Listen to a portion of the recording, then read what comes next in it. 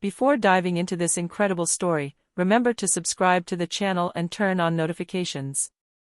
Here, every story has something to say, and you won't want to miss a single one.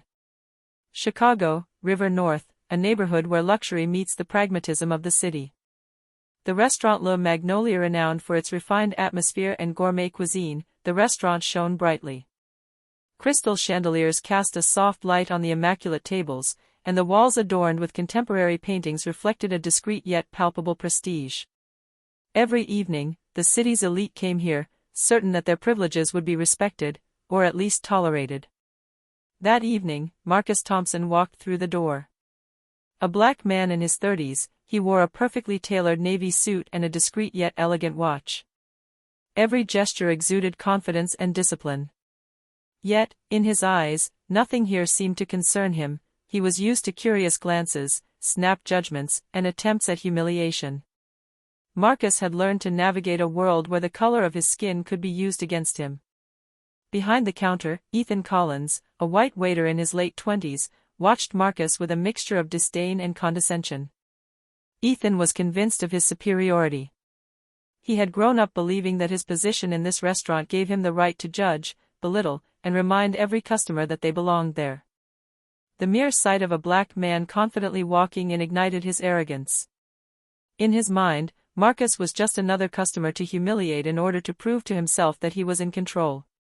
When Ethan approached Marcus to offer him the best wine, his forced smile and condescending tone left no doubt about his intentions.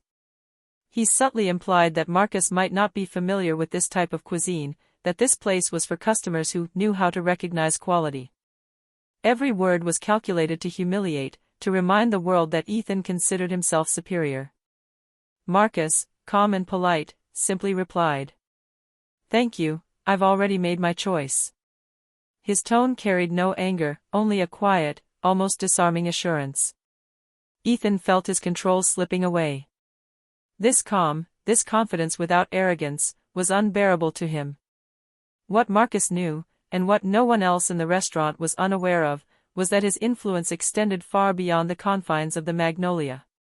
He was discreet, but he owned several businesses and buildings throughout the city, and he was a respected philanthropist, supporting educational and social causes in underprivileged neighborhoods. Ethan, blinded by his arrogance and prejudice, had no idea of the lesson he was about to receive that evening. As Marcus settled at his table, watching the city light up through the large windows, a subtle tension hung in the air.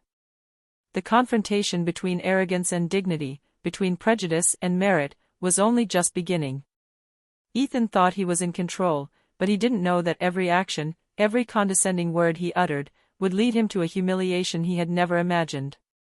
Marcus Thompson settled at his table near the large bay window overlooking the illuminated city.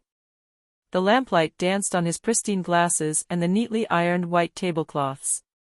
Every detail of this restaurant exuded opulence and control, a world Marcus knew well, even if he had to play the role of an ordinary customer that evening. Ethan Collins, the arrogant waiter, approached with his forced smile, an expression meant to be friendly but which betrayed a silent judgment. He leaned slightly forward and said condescendingly, "Good evening, sir. Allow me to suggest our finest wine. I doubt you're familiar with our selection, but I can guide you." Marcus stared at him calmly, a slight smile on his lips. His voice, soft but confident, broke the silence. "Thank you, I know wine quite well. I'd simply like to look at the wine list and choose for myself." Ethan blinked, surprised by this response that refused to play along. In his mind, a black customer should show gratitude or accept silent humiliation. But Marcus showed neither anger nor fear. He simply showed that he was in control of himself and the situation. As Ethan returned to him to insist, Marcus placed his hands on the table, his fingers interlaced. He observed the room, the other customers comfortably seated, some casting curious glances. Marcus thought, "He thinks I don't know who I am. He thinks the power is in his hands. He's wrong." Frustrated, Ethan took a step back, searching for a way to regain his lost authority.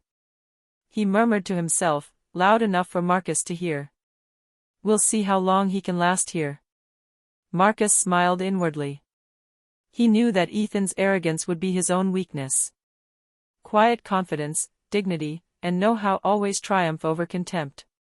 He picked up the map, feigning hesitation, while Ethan looked over his shoulder, ready to correct any imagined mistake. But Marcus knew he already had the upper hand. Ethan's arrogance wouldn't be the last, but tonight it would begin to turn against him, slowly and surely. Frustrated by Marcus's composure, Ethan Collins decided to take the next step, to humiliate the customer in public. He approached the table with a falsely confident air, his footsteps echoing slightly on the shiny parquet floor. "Mr. Thompson," he began, his tone intended to be polite but icy. "There seems to have been a mistake with your reservation. I'm afraid that..." He paused, seeking to emphasize his sarcasm. "You can't stay at this table.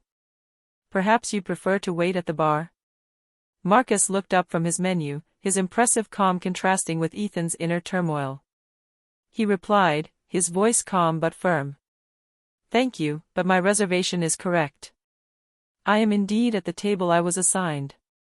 Ethan, seeing that his words had no effect, lowered his voice slightly to whisper, "We'll see how long you last." But this time, the murmur was audible to nearby customers. Some began exchanging curious glances, sensing the tension. Marcus paused for a moment to observe the room. Eyes were fixed on them, some perplexed, others slightly amused by the situation. He sensed that this moment would be decisive. With a slight smile, he said calmly, "I assure you I don't need any further assistance.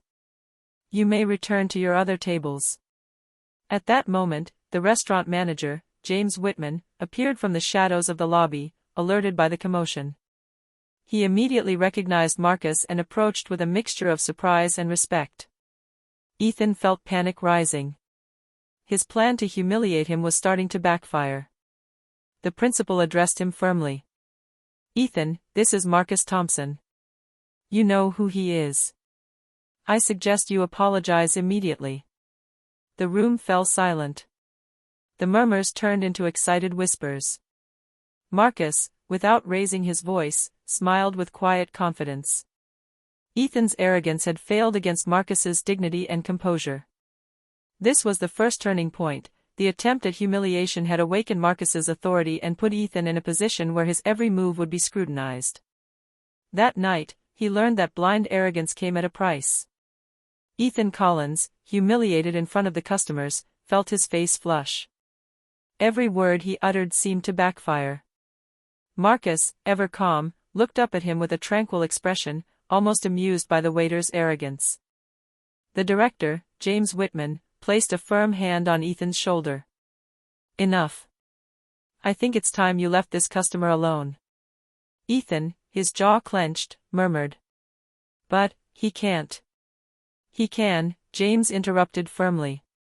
"And I advise you to apologize immediately, otherwise the consequences could be serious." Marcus intervened, his voice calm and measured. "Mr. Collins, I have no personal problem with you. But your behavior is unacceptable. Simple politeness is enough to avoid any unnecessary humiliation." Ethan faltered under the weight of the other customers' stares. He realized that everyone in the room was watching, judging his arrogance and condescending behavior. The contrast between his agitation and Marcus's imposing calm made him even more uncomfortable. Marcus leaned forward slightly and added, "You see, you shouldn't underestimate others. Every person deserves respect, regardless of your prejudices." Ethan, unable to respond, simply stepped back slightly. He felt trapped, aware that his actions were jeopardizing his career. James Whitman, meanwhile, gestured for Ethan to return to his post. At that precise moment, Marcus let out a slight inward smile. The lesson Ethan was about to learn was not yet complete, but he had already planted the first seed of doubt in the arrogant waiter's mind. Arrogance never triumphs over dignity and respect. Marcus returned to his seat, calmly observing the room. The customers, impressed by his composure and self-assurance, exchanged admiring glances.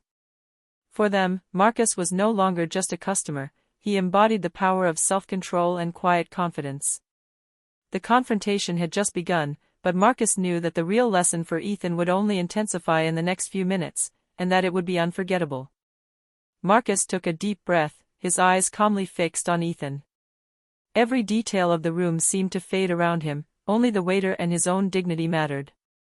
He decided it was time to put an end to this charade of arrogance and prejudice. "Mr. Collins," he began in a soft but authoritative voice, "I'm afraid you don't know who you're serving. I'm not just a customer." Ethan frowned in disbelief. What?" he stammered, feeling his confidence crumble. Marcus continued, without showing the slightest impatience. "I own this building and several other restaurants in the city, including some franchises of this group. I am also a major investor in several local businesses. What you took for mere arrogance on your part could actually cost you dearly, very dearly." The room froze. The customers, who had watched the scene with curiosity, exchanged shocked glances. Ethan felt his face go pale. Every word Marcus said resonated like a thunderclap. His arrogance, his attempts to humiliate, were now turned against him. Marcus didn't stop there.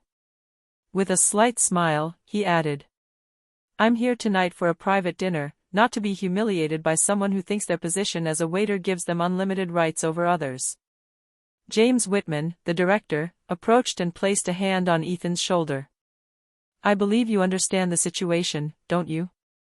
Ethan, unable to speak, simply nodded. The tension was palpable. Marcus had calmly turned the situation around, demonstrating that true power lay not in arrogance or contempt, but in self-control, confidence, and knowledge of one's own worth. The murmurs among the customers intensified. Some discreetly took photos with their phones. The story of Ethan, the arrogant waiter who had tried to humiliate an influential and respected customer, was already beginning to spread through the restaurant. Marcus, meanwhile, sat back down calmly, watching Ethan struggle inwardly. He knew the waiter would never forget this moment. The lesson, though delivered calmly and respectfully, would leave a scar on Ethan's pride, marking the beginning of a long road of self-doubt and regret. Ethan Collins, still frozen near the table, felt the humiliation rising within him like a biting chill. Every customer who looked at him seemed to be measuring his worth, or rather, his fall. He now knew that his arrogant gestures and words were not only inappropriate, they were dangerous. Marcus, keeping his voice soft but firm, continued. "Mr. Collins, I believe everyone deserves a second chance. You tried to humiliate me, but I am ready to offer you an opportunity to redeem yourself." Ethan, surprised by this conciliatory tone, stammered. I don't understand." Marcus explained calmly. "You can keep your job, but there are conditions. You must understand that respect is not optional. You will undergo training on service and inclusion, and every interaction with customers must be conducted with professionalism and courtesy." The customers present began to whisper, some surprised by Marcus's leniency. They had anticipated that the confrontation would end in conflict or total public humiliation, but Marcus chose control, calm, and a subtle lesson. James Whitman, the director, agreed. "That seems right to me. I will personally ensure that Ethan understands the importance of this lesson." Ethan, unable to respond immediately, felt for the first time the weight of his actions. His arrogance, his hasty judgments, had been overturned by a man he considered inferior. The mixture of humiliation and fear paralyzed him. Marcus continued. "I never wished for your failure, Ethan. But tonight, you learn that true authority lies not in apparent power or contempt for others, but in respect, dignity, and self-control." Ethan nodded slowly, understanding that his career and reputation at the restaurant now depended on his ability to change. The lesson had just begun, and it wouldn't be forgotten. The customers, impressed by Marcus's calm and wisdom, began to resume their conversations, but curious glances remained fixed on Ethan, a constant reminder of his defeat and bitter lesson. Marcus, for his part, sat back down, inwardly savoring the satisfaction of seeing arrogance clash with dignity. The situation, which Ethan thought he controlled, was now completely reversed. After the confrontation, Ethan Collins retreated to the kitchen, away from the eyes of the customers and attentive staff. The usual hum of the dining room could no longer drown out the inner turmoil that gnawed at him. Every word Marcus had spoken still echoed in his head: true authority is not found in contempt. For the first time, Ethan felt an unprecedented mixture of shame and fear. He thought back to his actions, his condescending words, the arrogance he had once believed to be natural, which had now turned against him. He saw himself approaching Marcus with a haughty smile, confident in his power, and now, every memory burned within him. Sitting on a stool, his hands trembling slightly, Ethan murmured to himself, "How could I have been so blind?" He reflected on his position, a waiter in a prestigious restaurant, used to feeling superior to certain customers whom he considered below him. He realized that tonight, his arrogance had not only been visible, it had exposed his vulnerability and ignorance. Marcus's face, calm, dignified, and self-assured, appeared in his thoughts at every moment. Ethan understood that real power lay not in the restaurant hierarchy, nor in the temporary authority of a waiter over a customer, but in self-control and knowledge of one's own worth. He also thought about the customers present, their glances and whispers. Every customer had witnessed the lesson, and Ethan knew his reputation had just suffered a severe blow. He had to change, not to please Marcus, but to ensure he would never again find himself in a situation where his own arrogance would betray him. For the first time, Ethan felt a genuine awakening of humility. He understood that he would have to work hard to regain the respect of his colleagues, his superiors, and, above all, himself. Marcus's lesson wasn't just professional, it was personal, profound, and he knew it would mark him forever. That evening, in the silent kitchen, Ethan took his first inner step toward transformation, admitting his mistake, accepting the lesson, and striving to become a better person. The road ahead would be long, but the seed of change had been sown. In the days that followed, Ethan Collins felt the weight of humiliation intensify. In the restaurant, every customer who recognized Marcus cast a questioning glance at him. Some whispered, others exchanged knowing smiles, as if they knew a lesson had just been taught. Marcus, for his part, continued to frequent La Magnolia always with the same serenity and confidence. Every interaction he had with Ethan was a subtle but powerful reminder of the past confrontation. He wasn't trying to humiliate him, but to show that true authority lies in calm and self-control. One evening, while Ethan was serving attentive customers, Marcus gently called out to him. "Mr. Collins, thank you for your attention this evening. Please remember that every interaction is an opportunity to demonstrate respect and professionalism." Ethan, his hands trembling slightly, replied humbly, "Yes, Mr. Thompson. I will do my best." The waiter realized that his old habits wouldn't disappear overnight, but he was now aware of their impact. Every arrogant gesture, every condescending word, would now be carefully weighed. In the dining room, the customers watched silently. Some had heard about the confrontation, others simply remembered Marcus's commanding presence. Each time Ethan served respectfully, they nodded, pleased to see a tangible change. Marcus, observing the scene, smiled inwardly. He knew that true power wasn't measured by immediate reactions, but by lasting transformation. Ethan's blind arrogance was now clashing with his own conscience, and each passing day reinforced this lesson. At the end of the service, Ethan allowed himself a moment of reflection. He felt that the path to redemption had just begun. The public lesson had had the desired effect, he could no longer ignore the consequences of his actions, and true self-mastery had just dawned before his eyes. Marcus, for his part, left the restaurant with the same tranquility as when he entered, leaving behind a lasting echo: arrogance is ephemeral, dignity is immortal. A few weeks after the confrontation with Marcus, Ethan Collins felt more aware of his actions and their impact. Every gesture, every word was now measured. However, the real transformation would be tested when a difficult client entered the picture. La Magnolia that evening. The customer was arrogant, demanding, and rude, a self-assured white man who criticized everything from the tablecloths to the silverware. Ethan felt the old impulse of condescension rise instinctively. But he immediately remembered Marcus, his calm and dignity, and took a deep breath before stepping forward. "Good evening, sir," said Ethan calmly. "How can I make your experience enjoyable this evening?" The customer chuckled and made a sarcastic remark. Hopefully you'll be better than some of the waiters I've seen. Ethan felt a spark of his old arrogance, but he brushed it aside. He replied calmly, I will do my best to ensure your dinner is enjoyable. If you have any suggestions, I am all ears. The other customers, witnessing the exchange, exchanged surprised glances. Ethan's politeness and composure contrasted sharply with the customer's aggression, creating a respectful silence around the table. After the service, Ethan stepped back for a moment and reflected, that's the real test. I can no longer afford to be arrogant. Every interaction is a choice. Marcus, who was there that evening, was discreetly observing. He saw Ethan handle the situation calmly and professionally. A slight smile appeared on his lips. What Ethan had learned was no longer just theoretical, he was now applying the lesson in real-life situations. Later, Ethan, alone in the kitchen, murmured to himself. I'm finally starting to understand, it's not the position that counts, but the respect you give and inspire. That evening became a pivotal moment. Ethan's transformation was no longer a concept, it was taking shape in his actions.